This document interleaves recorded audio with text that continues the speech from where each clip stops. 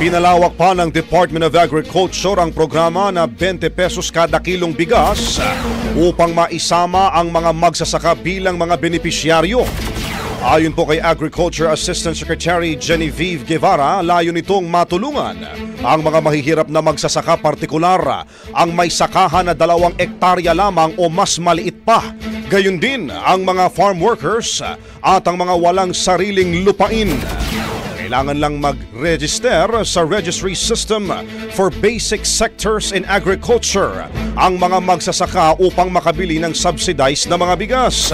Sa kasalukuyan, ibinebenta ho yung 20 pesos na bigas sa piling sektor gaya ho ng mga PWD, mga solo parents, mga 4Ps, beneficiaries at senior citizens.